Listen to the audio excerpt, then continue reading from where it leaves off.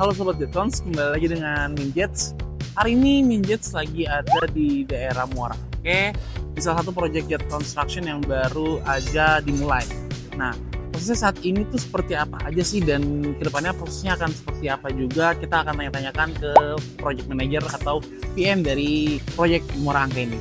Ayo ikutin Minjets terus. Saat ini aku udah bersama dengan Bapak PM ataupun project manager dari proyek Muara Angke ini. Halo Mas Irham. Halo. Mas Irham. Yo. Ya, oke. Jadi aku mau bertanya-tanya terkait proyek di Muara Angke ini. Mas Irham kira-kira bisa meluangkan waktunya nggak nih untuk beberapa menit ke depan? Boleh. Oke, langsung kita keliling proyeknya bersama Mas Irham ya guys. Untuk bangunan ini sendiri nantinya bangunannya akan jadi seperti apa sih? Apa atau bagaimana?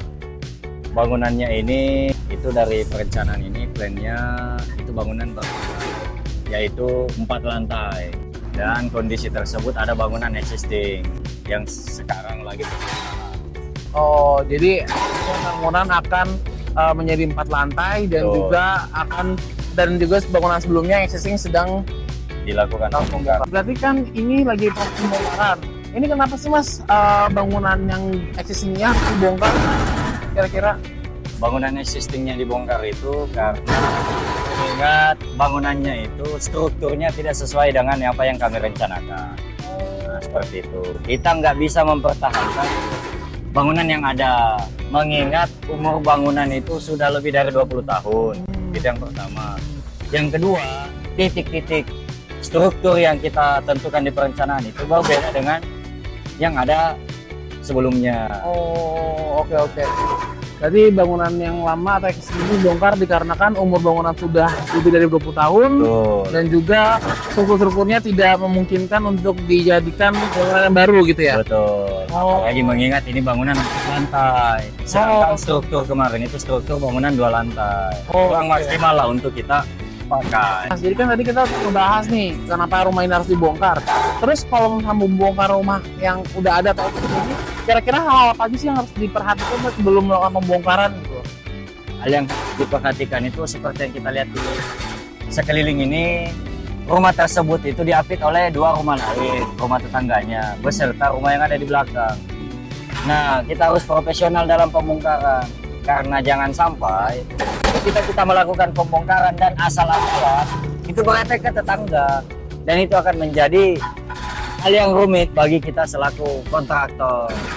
Oke. Seperti itu. Jadi kita harus perhatikan juga ya rumah sekitar yang ada di area yang ada eksekusi ya.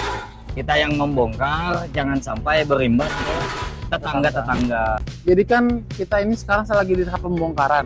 Nah, setelah tahap pembongkaran ini, tahap apa lagi sih yang dilakukan setelah pembongkaran ini?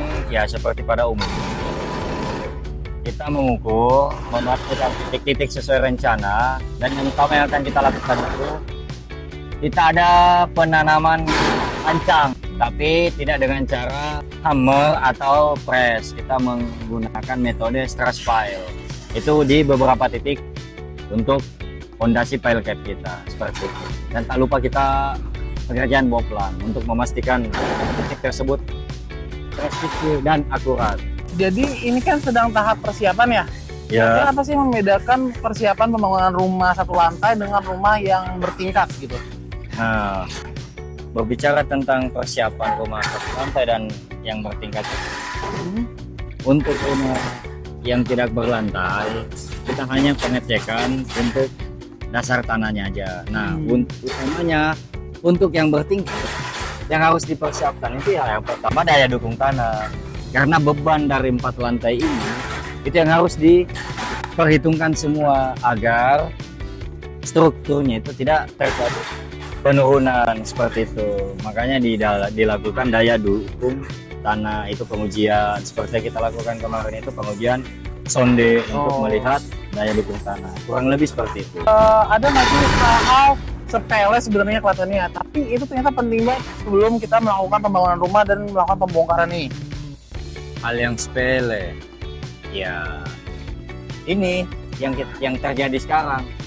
Jadi kan pembongkaran itu kan yang dianggap orang-orang itu kan hanya pembongkaran aja tuh gitu. manual apa segala macam. Itu kan sepele ya.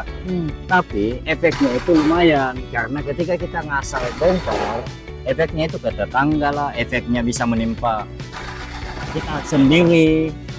Hal-hal seperti itu ya. Seperti itu yang saya maksud, tapi itu sangat penting. Kenapa? Bisa berakibat insiden di lapangan. Kurang lebih seperti itu. Makanya pembongkaran itu jangan kita asal bongkar, perlu orang yang profesional. Jikalau membutuhkan alat, kita masuk alat buat. Mas Irham, terima kasih banyak nih udah diajak keliling proyek Muara Angke dan sudah dibantu jawab-jawab beberapa pertanyaan yang mungkin menjadi pertanyaan umum ya untuk netizen buat nonton kita dan edukasi juga. Siap. Oke Mas Irham, semoga di pertemuan selanjutnya proyek Muara Angke ini sudah di tahap struktur ya. Betul. Oke. Buat Sobat Jetcon semua, jangan lupa untuk subscribe, komen, dan juga nonton terus update video dari proyek-proyek yang ada di Jetcon Fashion. See you on the next video guys. Dadah.